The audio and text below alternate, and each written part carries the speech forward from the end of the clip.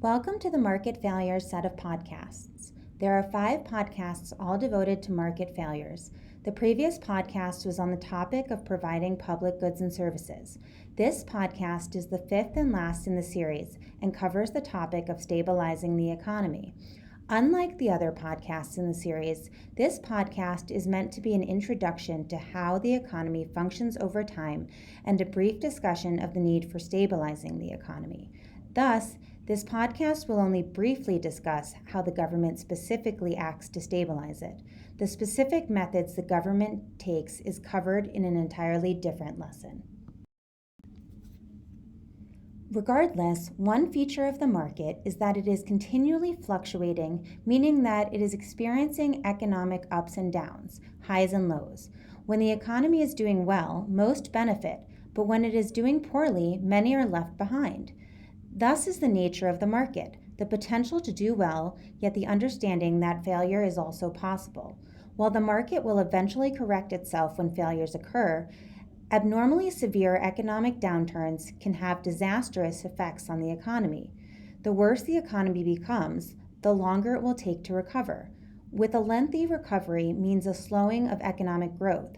Thus, it's not in everyone's best interest to let the economy get too bad. I must explain what I mean when I say the economy is doing poorly. By this I mean the economy is not growing. Economists measure economic health based on whether or not the economy grows over time. Further, growth is defined in terms of the growth of the gross domestic product, usually referred to as the GDP.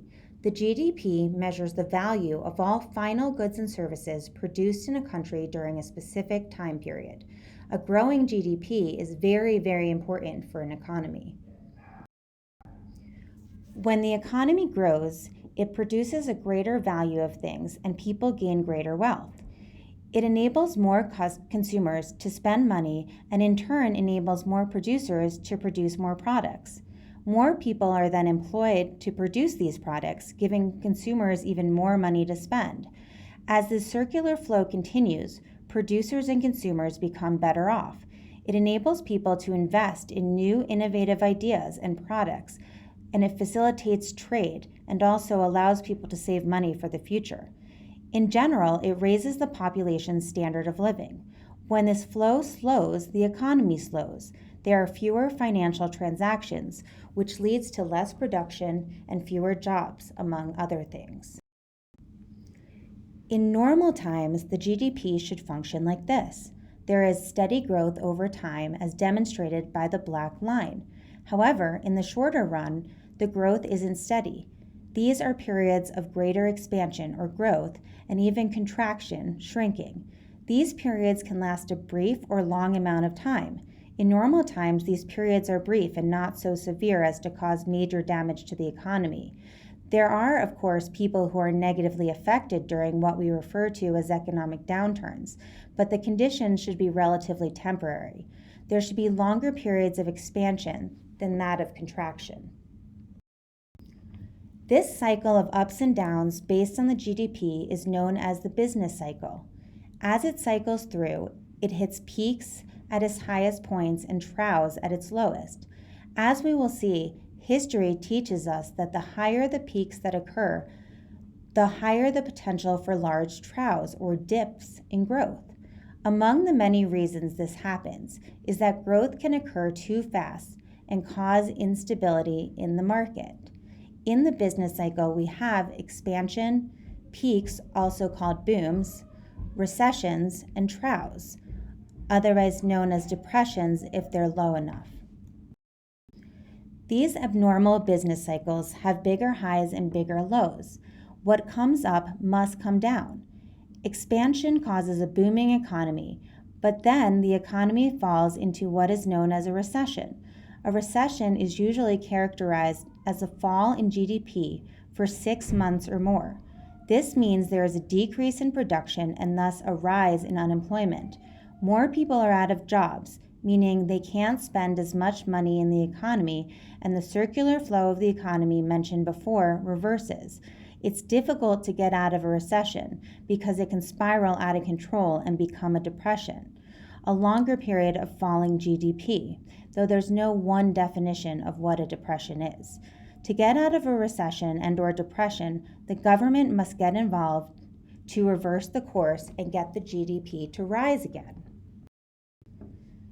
In the past few hundred years, the economy had gone through a series of periods of ups and downs. For a long time, the government did little to intervene in the economy and left the market to correct itself. In the early 20th century, however, economists further saw the need to control these booms and busts. In fact, as economists used more tools to stabilize the economy, these periods of ups and downs became progressively smaller.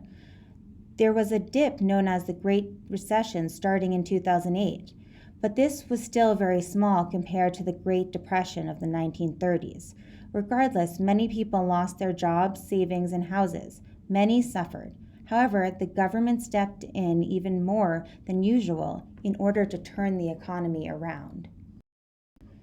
This brings me to the briefest of explanations of the ways in which the government can intervene, meaning get involved. The government can create programs such as job training programs that promote job creation. The government can also raise or lower taxes to keep more or less money in people's hands. If people have more money, they can spend more, stimulating growth. The government can also give subsidies, financial incentives to businesses to produce more or less of a product. If a business produces more, for example, it can hire more people, which can also stimulate growth. Another thing the government can do when the economy is poor is provide more goods and services for the people. This can help them by letting them rely more on the government during bad economic times.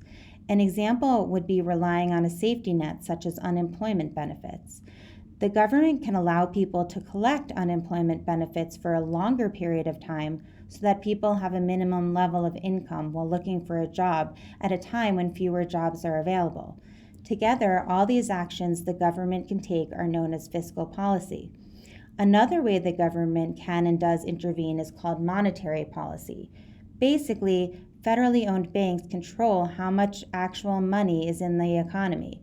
It's a complicated process that can be simplified by thinking about it as putting more dollars into the system or taking some of them out. This helps stimulate or rein in growth as well. To conclude, it's important to understand that it's in the best interest of everyone to stabilize the business cycle. Even though a booming economy is good in the short term, if it grows too fast, it can cause instability and lead to periods of economic decline known as recessions. The main way we measure economic growth or decline is by looking at the GDP, the final value of goods and services produced in an economy over time. Over the course of American history, the government has put more measures into place to help stabilize the economy and keep the business cycle at a steady growth rate. The government can create programs, lower taxes, and provide incentives to businesses in order to spur growth. These actions help the economy flow in the correct direction and thus thrive in the long term. You've now reached the end of the series of podcasts on market failures. I hope you've learned some new information that can not only help you in class, but that can aid in your understanding of how the economy functions.